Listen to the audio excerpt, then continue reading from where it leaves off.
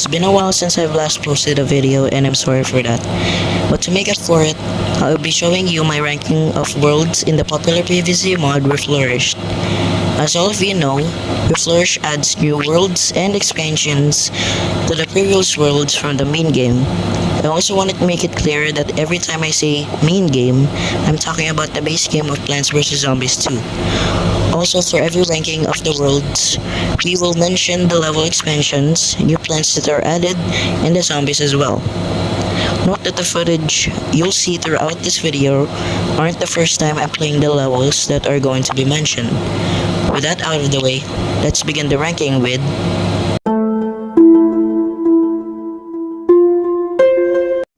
first level that is worth mentioning is day 27, where you will have to produce 9,000 sun to complete the level and while this may seem challenging, I actually beat it first try, mostly because I just had Shine Blind to go with me for that level. The actual threat to this level is the zombies, which I'll go over later. Same goes for day 31. However, day 30 made me struggle for over half an hour, but thankfully with some careful planning, I was able to beat this level. Day 33 was a surprisingly very interesting level with protecting a bunch of iceberg lettuce and a banana launcher. And the plants that you get are potato mine, 3 iceberg lettuce, and the primal potato mine. This level is interesting because you would need to manage where and when you would plant the potato mines while also trying to prevent the zombies from being too close to the endangered plants. Speaking of plants, the plants here are okay. Snoopy being obviously able to put out explore and torchlight zombies torches and squash. Sure, it does that. Zombies that are added here are not that interesting really.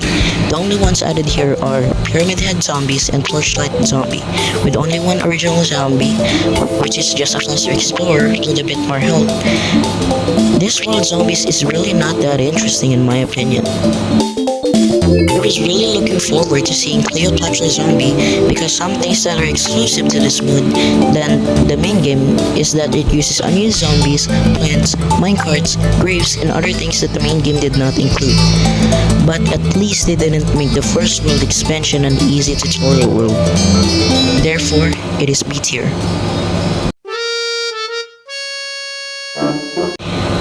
Pvz2 is the next world, obviously, and honestly, I don't have much to say about this world. The levels aren't that memorable or creative except for 2 exceptions. Day 30 is protect the endangered plants level while also not being able to plant on mold colonies. But the real problem is where you need to protect the endangered plant, and that plant is potato mine. So this level makes you use apple mortar to attack the zombies going to that lane. Day 31 has mold colonies placed on the first half of the lawn, which makes you use pea and bok choy, split pea and bok choy actually. This level was pretty fun. For the plants, apple mortar is a pretty good plant. It does its job well and can be really helpful for the late game. Ice Weed is an obvious choice for being put in a world where its weed brothers are. Still prefer Spycraft to be honest. The zombies here are just boring. The zombies here are just Pelican Zombie and Barrelhead Zombie. I also felt that this got easier as I got through the levels, which I didn't expect for a world that should be a bit harder than Ancient Egypt. This world is also B tier, but a bit worse than Ancient Egypt.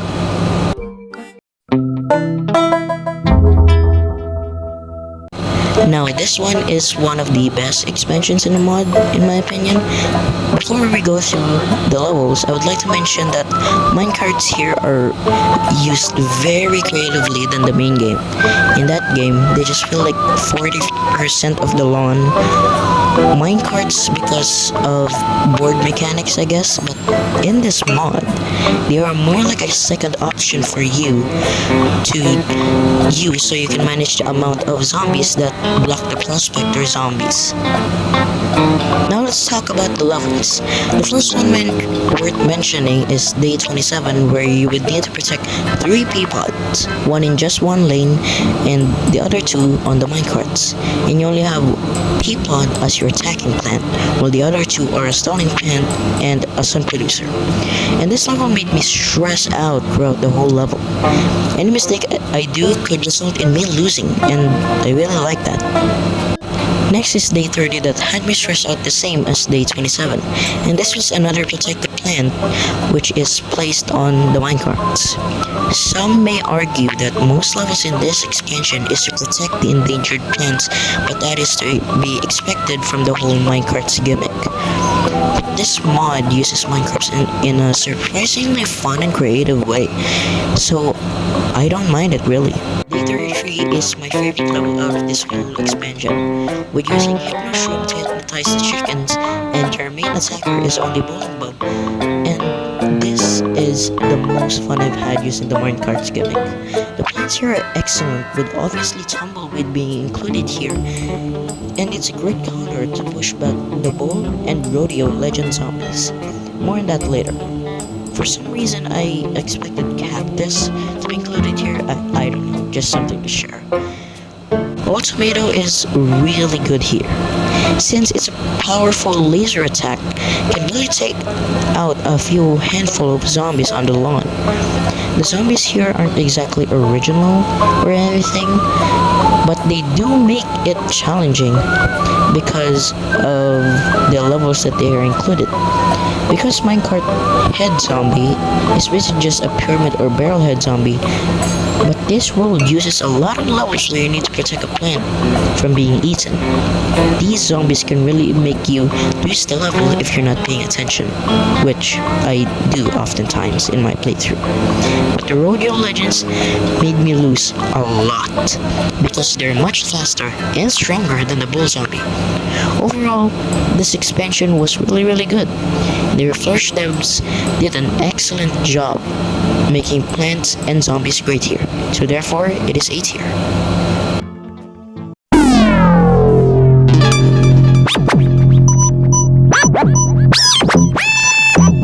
Now we're moving on to one of the bad expansions from the mod. For Future, the world of super tanky zombies like Conehead Robot, Discotron, and this guy. I hate him. Thing that's worth mentioning aren't related to the levels actually. It's about the design of the world pieces in the expansion. First few world pieces are identical to the main game, but then by day 30, the world pieces turn into planets, which is pretty cool. So let's move on to day 29. It basically just vomits powerful plants, and with power tiles. And even though it just vomits overpowered plants, it doesn't make it a fun level. It's not. Next level is day 31. Day 31. Day 31! Seriously can't describe this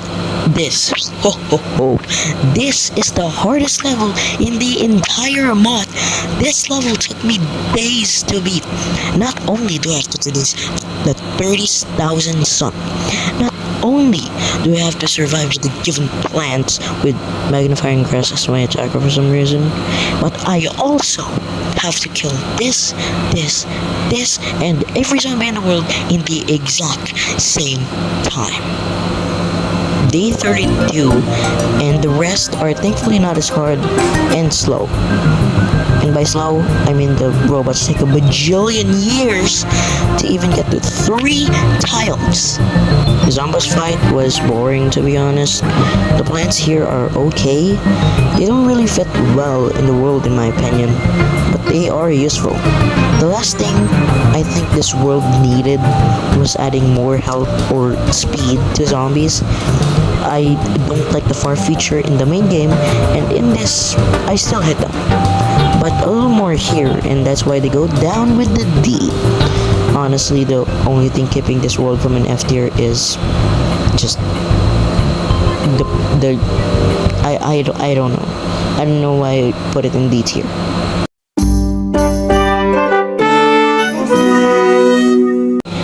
is one of the more interesting expansion in the mod.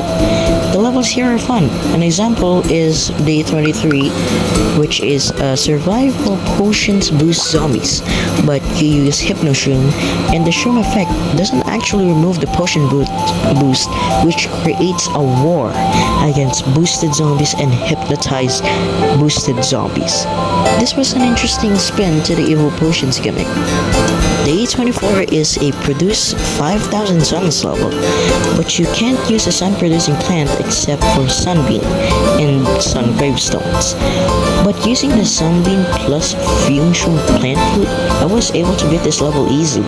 Day 26 introduces the Dark Summoner zombie and a pre-planted walnut on the lawn, which is a great way of demonstrating the new zombie's fast eating speed. The new zombie is the Bandit zombie, which technically is from the Chinese version of Pvz2, but its function and abilities have been reworked, which is more creative than the Chinese version. The plants here are great, adding Hypno Shroom, and thank God the sun cost for the shroom is back to 75 like in the original game. PopCup making this plant cost 125 sun in Pvz2 is a crime against humanity. Witch Hazel here is a fine plant. It's not really useful unless you count its plant food ability. Overall, this expansion is great, but it does need improvement, which puts this world in A tier. In conclusion, this mod is really good at making plants, zombies, and levels great again, and I would argue that this mod knows more about improving the game more than PopCap itself. Well, mostly because the modders are PvZ fans, but whatever. The other worlds will be covered in another ranking video, and I just wanted to post sooner after the break I took, so yeah, that's all. Bye!